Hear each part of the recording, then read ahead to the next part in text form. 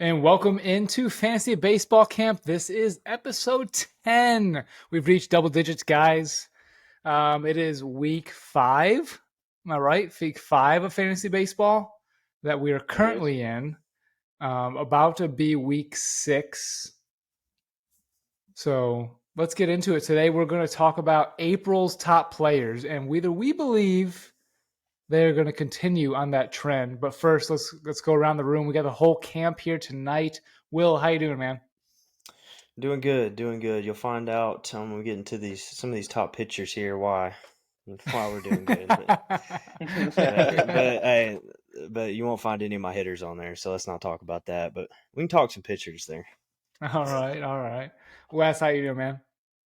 Man, I'm doing all right. I guess Coach Ever has all the pitchers that Tommy doesn't. So I'm out of this. I feel like we're all right. But Hey, I've got all the hitters that he doesn't. True. Tommy, any other words? Yeah, hopefully we can find some sell high candidates and buy low candidates later this episode. We've talked about them before, and I think some of those names are going to come up again, and this will be another segue into that with top performers who may not continue to be a top performer. Right. Today's May 4th. April was a really crazy month. The Pittsburgh Pirates are have the best record, or in first place at least in the NL Central. Which, did you guys know they've never done that before? They've never been in first place in April. Didn't know that. Yeah, since 1990, because in 1992 they were in the NL East, and so raise the Jolly Roger, baby. Raise Right. the Jolly Roger. Raise it. So, all right, let's get into April's top players. Let's just start with starting pitchers here. What we're going to do is we're going to list the starting pitchers, top 10 or so, and we're going to give our feels of whether we think those guys will continue in the top 10 for the month of May. So, of course, the first 3, Garrett Cole, Shane McClanahan, and Joe Ryan. Any issues with those 3 there, guys? Would you re-rank them at the end of the month of May? Top in that order? Yeah. Would you think they would be that same order at the end of May? Yeah, Cole, McClanahan, and Ryan at the end of May, but I think Ryan is going to be low. You don't think Ryan will be at number 3?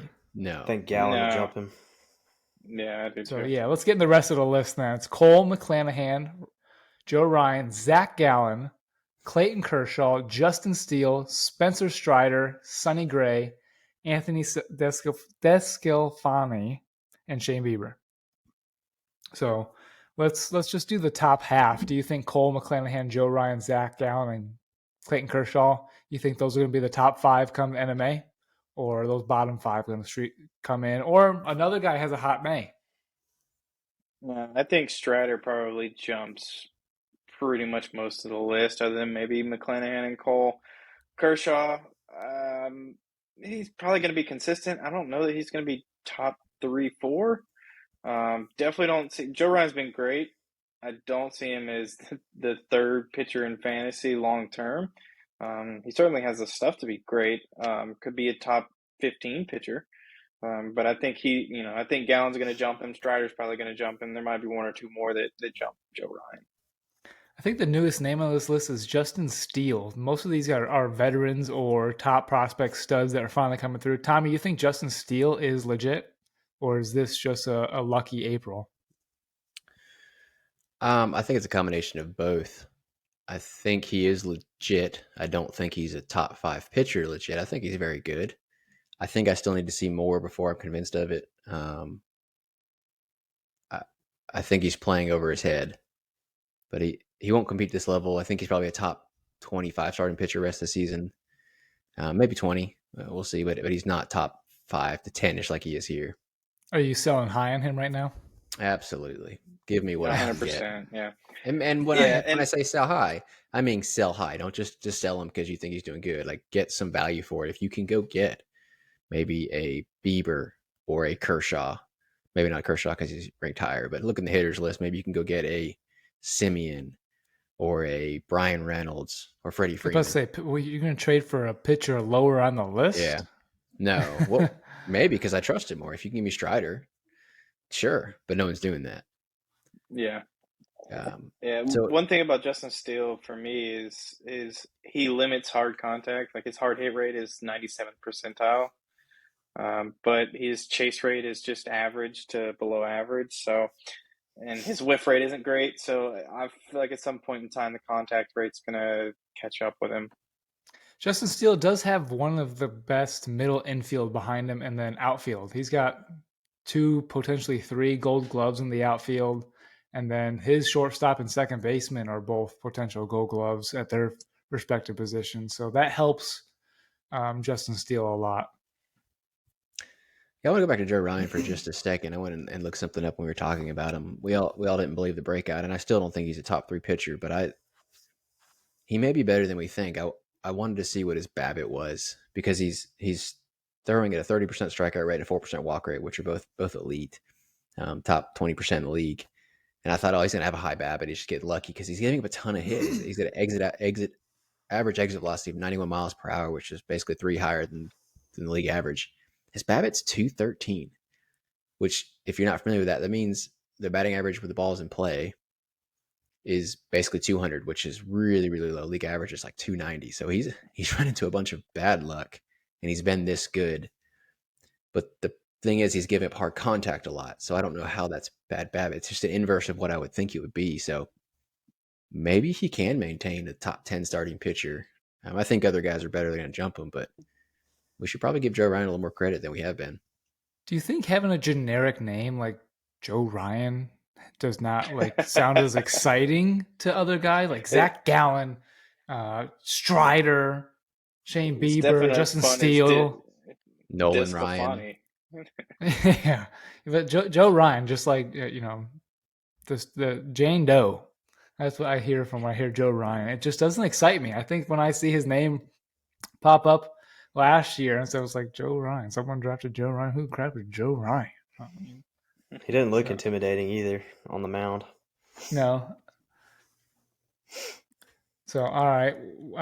Will, what do you think about Bieber, Descalante, and Sonny Gray? Do you think Sonny Gray Sonny Gray arguably should have won Player of the Month or Pitcher of the Month in the AL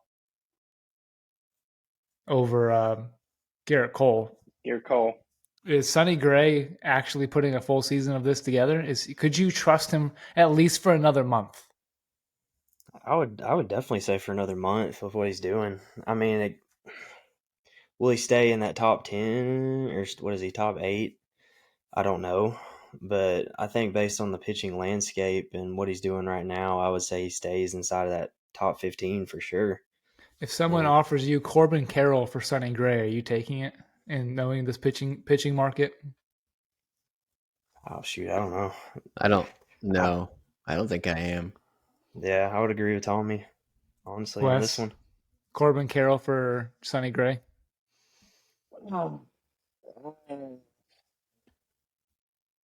That's tough. I would probably not. Hey, Wes, check your inbox like you got a trade. Yeah, right. Yeah. Somebody's offering me Corbin Carroll right now. His ERA is a .77. Yeah, his numbers are minuscule. His numbers are all minuscule, all of them. He should have won AL Pitcher of the Month. Garrett Cole, I think, just in the bigger market team, New York Yankees, he was 4-0. I think Gray was right there with him. Yeah, Gray's 4-0 also. Gray has pedigree, though. He was really good with Oakland. The Yankees screwed him up. He went there. They told him to change his Gray has pedigree? Yeah, he did. Early in his career. Well, he was great with Oakland. He went to the Yankees. They changed his pitch mix. He sucked with the Yankees. He went to the Reds, reestablished himself. He's now with the Twins, and he's doing really well. And he actually has the same thing going on with him. Is that the only 3 teams he's been on? 4 teams. But he has the same Oakland, New York, Cincinnati. Yeah. Yeah, he's got the same thing going as Joe Ryan. He's got a 30% strikeout rate and 8% walk rate, so not as good. His ERA is .77. He's still giving up a ton of hard contact, but his BABIP is league average. So I think if you had to pick one, it's Joe Ryan over Sonny Gray, and the points would reflect that. But I think what Sonny Gray is doing is believable. Yeah, he started bouncing back because he's last done it year. before. Yeah, and he even improved last year based on a couple previous years. He won't be .77 the rest of season, but I could see him No. a sub-3, no problem, sub-3 ERA. Are there any players above Sonny Gray on this list? You guys are all looking at this list of Cole, McClanahan, Joe Ryan, Zach Allen, Kershaw, Steele, Strider. Are you trading any of those guys for Corbin Carroll? No, I want them. Oh, that's like a if you sell have high. them, are you trading? Yeah, are you selling high on any of those guys for Corbin Carroll? Steele is the only one that comes to mind, but I would need to look into that a little bit more. Yeah, I would say probably Yeah, I Steele, think maybe Kershaw with just his injury history and them getting up there in age, maybe. I think Kershaw might be one. His back every year is gonna happen. But you didn't draft him expecting 180 innings and first round pick. You drafted him in the fifth, sixth round. If you drafted Kershaw and expected 180 innings, it's probably the wrong route. Right, he's probably not your ace. And you didn't have to pay the same one. You didn't have the same investment in him as you did Cole, McClanahan, Strider. So I don't know. Okay, you mentioned Bieber. Actually, I want to dig into Bieber for just a minute. Yeah, Bieber's the last guy on the list. 114. I hate to do this because I love Bieber. He's fantastic, but every year since 2020, when he won Cy Young, he's done nothing but go downhill. In 2020, he had a strikeout rate of 41%. Absolutely fantastic. The following year, 33. Last year, 25, which was just below league average. And this year, 16. And his walk rate is also inverted from 4.6 last year to 6.6. So those walk rates are still fine. But the strikeout rate's gone down. His exit velocity is 93, which is almost the worst in the league. He's giving up kind of hard contact. He's not striking people out. He's not getting whiffs. His fastball velocity is down year over year. The fact that he still maintains a sub-3 ERA is a miracle. I think he's barely a sub-5 with what his numbers are saying.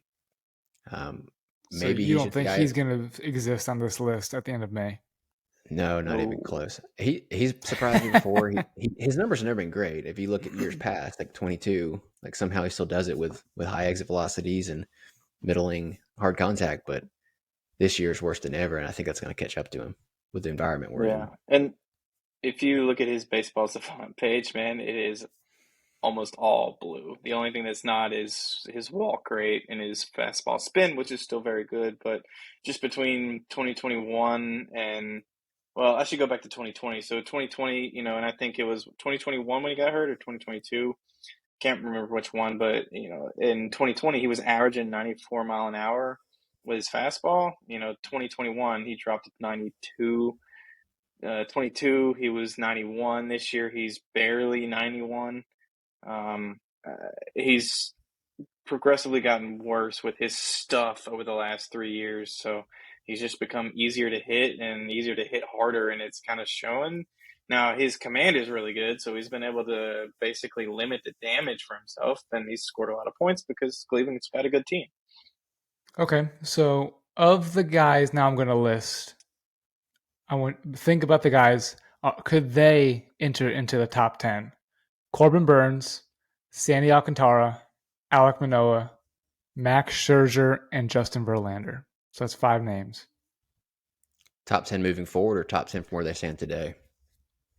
Just top 10 moving forward. Yeah, I think all those guys can make in the top 10. They have been year over year. There's bad starts. I'm not worried about any of those, to be honest. Maybe Manoah here. I'm pretty worried about Manoah. You guys would. You guys would. You do have Manoah. I don't know, man. I just don't. His baseball savant's pretty blue. I'll give it that. I'll play that game with you guys. I love my statistics. He was third in Cy Young last year, nearly Rookie of the Year candidate. I think he's just got to figure some things out. It's only April. He didn't pitch bad last night. No run support with it. He's not the ace you'd expect. But yeah, definitely concerned. And Tommy, like you mentioned last week, Sandy Alcantara, you wonder how much of being a ground ball pitcher is being affected by the shift. If that's what Alcantara's problem is giving up more hard contact on the ground, maybe, than he was maybe soft contact. I don't think that's all it is. His strikeout rate is down from 24 and 21 to 23 to 20. So he's also giving up more contact. So there's more probability for balls to get through and walking more guys. I still think he's fine. He's a very serviceable above average pitcher. but he's not your So- Cy Young winner. Can you rank those 5 for me? Burns, Manoah, Alcantara, Scherzer, Verlander. I think it's Burns. Of course. Well, I just He think he's was his better. own guy. Burns, Verlander, And Max, and Sandy are probably tied 1-2, and then Manoah last. You mean I mean, somebody 3-4? disagree with me, if not my guy. I think somebody else is probably going to say the same thing. Burns is probably number 1. I would agree Burns is 1. I might put Alcantara number 2, Verlander 3, and then go Scherzer, Manoah. I don't know, Well- man. That spin rate thing really kind of creeped me out on Scherzer. I mean, with a guy with that track record that long, like typically you wouldn't lose faith, but like that just kind of concerning.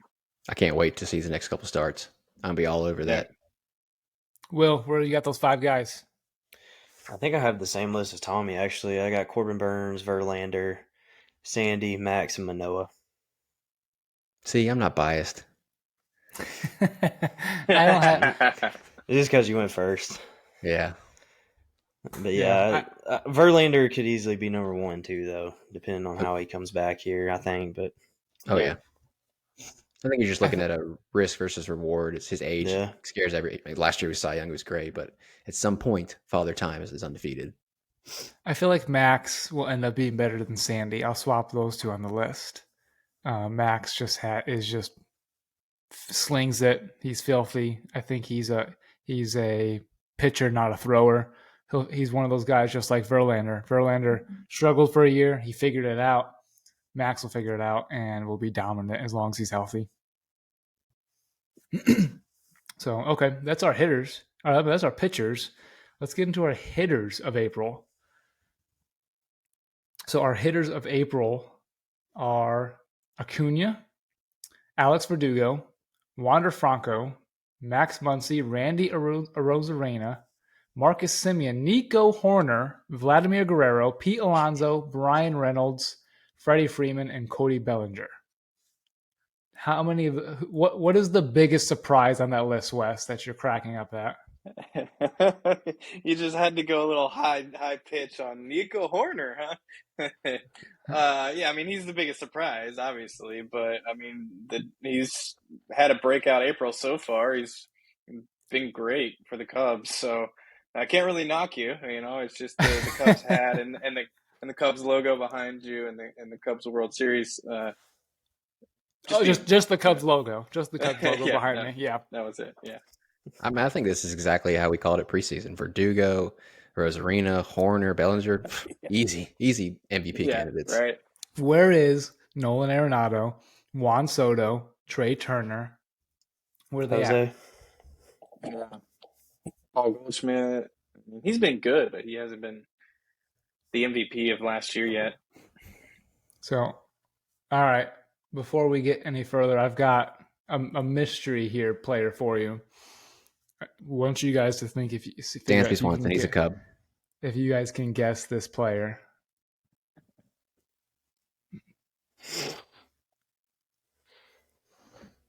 You can see it on screen now. He's batting .329, .374 on base, and slugging .610, 6 home runs, 19 RBIs, and 10 stolen bases. On screen is also his baseball savant numbers. 10 stolen bases. Is he on this list of hitters? He's not on this list of hitters. Would you be surprised somehow that he's not on this list of hitters? I was going to say Nico Horner. Give me a league. Plays in the AL East. Masataka Yoshida. No, he didn't have 10 stolen bases. He has like 2. Was it Rays player? Yanni Diaz. Is it Diaz? Yanni Diaz doesn't have 10 stolen bases, I don't think. I know, that's what it was giving me. Neither did I was going to say Ramirez, but no, he doesn't either. It is Jorge Mateo. Oh. Ooh. Of the Baltimore Orioles. This guy is going off. .610 slugging percentage. No one would have even started this guy. Neither drafted him based on his previous years. And this is part of Baltimore's success. Shortstop's doing it. Third base is doing it. First base is doing it. And the outfield's doing it. And then Adley Rushman leading them all at catcher. But yeah, Hormatay with those kind of numbers isn't in the top 10, which I think just goes to say how well the top 10 is. But I wanted to throw that mystery player there for you. I thought that was a stunner. I love it. So yeah, you can see all that on Spotify video or YouTube video. You can see all the video and graphics that we're displaying here as the show goes along.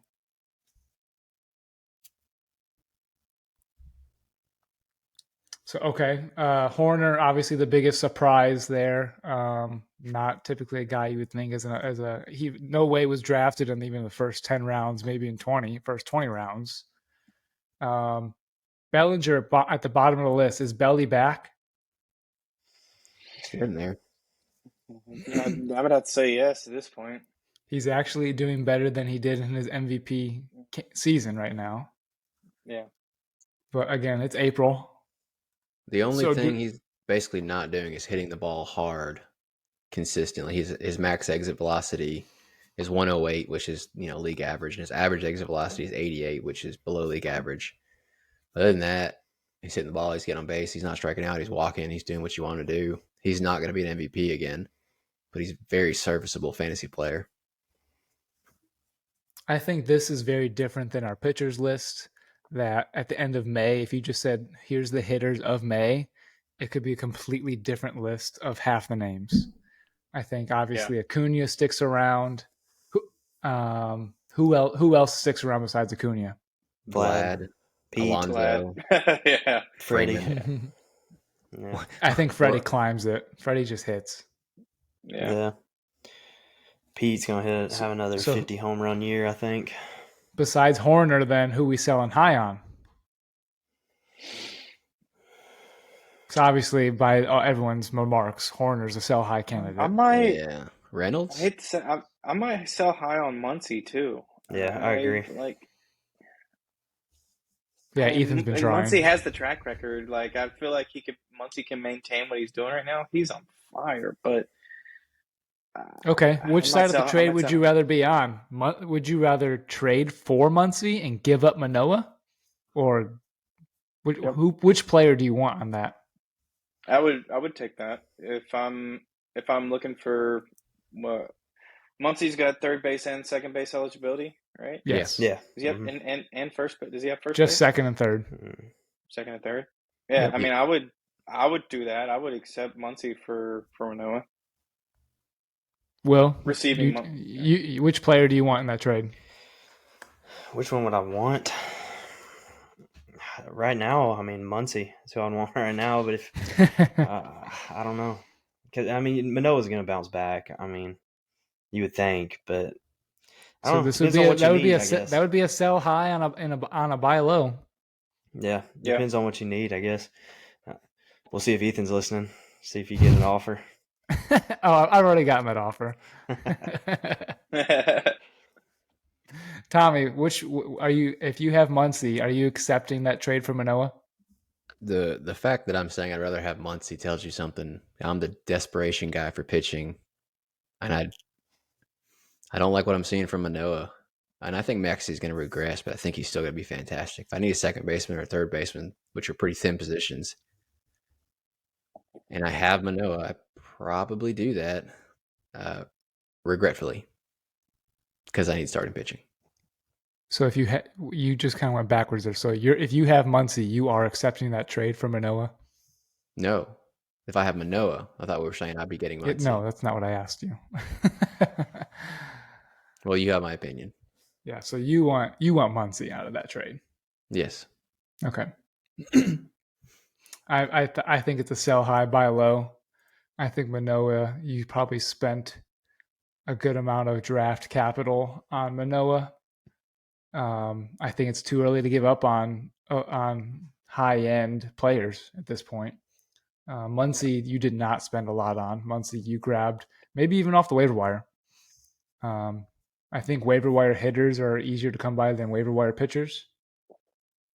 So I would want Manoah on that side. Of course, I own him, but Trying to be honest. I will say this, Mike. I think you might be onto something of not like don't pressure yourself into trading somebody in April that you think is going to be great in June, July, and August, right? Like one of the worst things you can do in fantasy is give up on a guy after the first month that ends up being, one of the best players. A perfect example, I dropped Nate Lowe last year for $1, and he was the best hitter in the American League from the All-Star break on.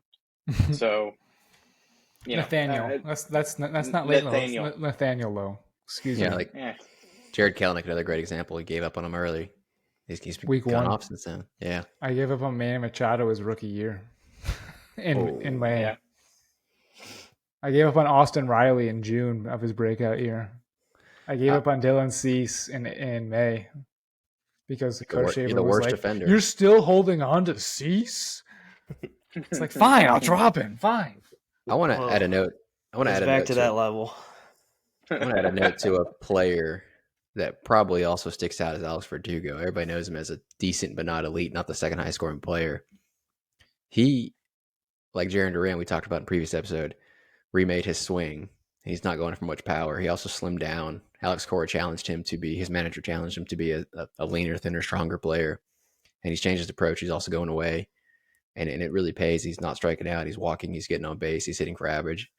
His exit velocities are middling. They're never going to be top of the pack, but he's what you want in a leadoff hitter. I don't think he will be this rest of season. He's not going to be the number 2 hitter, but he's going to be fantastic and a very serviceable. I wouldn't even sell high. I would keep him. Because he'd be a great fantasy asset. You didn't spend much on him. On him. Yeah. And you're probably no one's gonna believe in him to be further. So he's probably just a good guy to hold on to, right? Absolutely. All right. So April underperformers. We got J. Rod, Juan Soto, Jose Abreu, Carlos Correa, Trey Turner, Nolan Arenado, and George Springer. Which of those guys do you believe could rocket in May, or do you expect to? I think it'd be easier to say who we don't expect because I think all of them are going to take off except for Abreu and Correa. I agree fully. Maybe Springer slows down too some, but the rest of them, yeah, they're all gonna. How can Springer slow down? He's crawling. He's hitting like 200. Is Springer Isn't he a Toronto? slow starter though? Yeah, I don't know, but 200. Yeah, is pretty he's with bad. Toronto. He's at 209 right now. The player that I think is the worst out of that list is Carlos Correa. I don't understand why people were running to pay him, and maybe they weren't. Maybe that was part of the problem, running to pay him $300 million. The numbers didn't line up for a $300 million player. He hit 280, 25, 30 home runs at max. Didn't steal any bases. 0 stolen bases last year, I'm pretty sure. 0. His defense is elite. We don't care about that in fantasy, but your shortstop, your captain, you better be pretty 300, but he's not worth 300. I feel like he's with you. No. So I don't think he's the elite type of player that is going to launch himself and be a top 10 player for the month of May or for any month of the 2023 season. I think he is a top 10 shortstop, and he's on the bottom half of that top 10. But overall player wise, he's nowhere near top 10. I saw a stat on Julio Rodriguez that last season he hit 206 with no home runs in April of last year. So, and then you saw how that ended. Yeah, you saw how that ended. You saw how that turned out. So, yeah, I'm right there. Soto's also already bouncing back. I think he's hitting like 400 with the 600 on base over the last week. So, like we can lift the worries of him. He's going to be just fine. Petco Park is not a hitter's ballpark, right? It's a pitcher's ballpark. Mexico is. Woo. Yeah, Mexico is. But so if I'm looking at like Juan Soto, of signing an extension to spend the rest of your career there, don't you want to go somewhere else than a pitcher's ballpark to boost your numbers? I mean, somebody else. Once you get paid, do you care where you play? Yeah, if they're going to pay me $300, $300 million, I don't care. I'll go play in a sandlot somewhere. San Diego's beautiful. He's with a stacked team around you. If you don't care if your stats are good, it's a fun environment and the weather's great. I don't care. Yeah. Okay. Chris Bryant signed at Coors Field. Clearly, he was all about the money. He was all about the money, but that also makes sense for a hitter to go to Coors Field. Look what it did for Arenado. Yeah, but like, why did the Rockies offer Chris Bryant? Like, no one understood. No one understood why they paid him that much. To me, like Chris Bryant doesn't put the Rockies over the top. That didn't make sense to me. But hey, they paid him, so. Yeah, and then the Tigers paying Javier Baez that much money. Look, money talks. Garrett Cole signed a $300+ million deal to go to the Yankees, the horriblest, worst franchise in all of baseball, in the worst park for pitchers because it's short porch, and he still went there. Money talks. You don't care what you get paid. I mean, Aaron Judge took less money. Aaron Judge was offered more by the Giants. Yeah, but he wanted the short Yankees though. He wanted the short. I mean, that's going major team to a minor team, but so yeah. No one wants what to about go. Trey Turner though, man?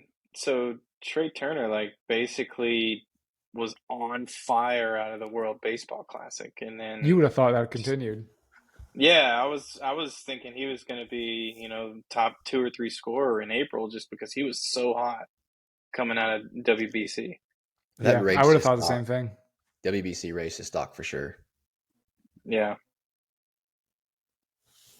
I'm not sure. Do you guys feel like fantasy players get better starts to the season after the WBC?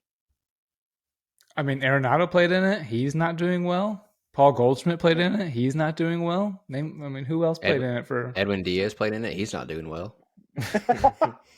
Too soon. Too soon. Oh, the Mets are going through it right now. Mets fans, I'm sorry. Hey, Giovanni Gallegos gave up the home run for Team Mexico. Or was it the double for Team Mexico? And he's not doing well, man. That looked like Mike Trout's not in this list. Mike Trout's not in this list. He's not underperforming. Yeah. But you probably spent a first round, early second round pick on him. I'd say most people probably spent a second round pick on him this year, right? Trout's fine. That's my captain. Don't badmouth Trout. Okay. All right. Any last notes for April's top performers in May going forward, guys? Before we close out episode 10 here. Yeah, typically May has a lot of shuffling around of fantasy points. Yeah, the rosters figure themselves out. You come up with guys who don't have options, who made the team. So you try to see what you have. So again, April, we keep saying it. Don't overreact to things in April. Couple weeks into May, and by June, if you haven't figured your roster out by June, it's probably too late. Yeah, and I take that back. That back. All you gotta do is make the playoffs. Yeah. Well, as we've seen in our league, man, there's been a lot of trade offers and trade talks are starting to heat up around most leagues right about now. Get in on them while you can, because typically around June it starts slowing down. People figure out the type of team they have, and it's harder to figure out what works for people. Yeah, people are less likely to bend over for you, Tommy. All right. Well, this has been episode 10 of Fantasy Baseball Camp. Be sure to catch us a follow on all of our social media. You can catch us on Spotify, YouTube, Apple Podcast. Catch us on Instagram and send us your trade offers, and we'll give you what we think of the offer. If you have a waiver wire case where you don't know who to drop for who, shoot it our way, and we'll give you our opinions. That's it from me, Wes, Will, and Tommy, and we will catch you guys on the next episode.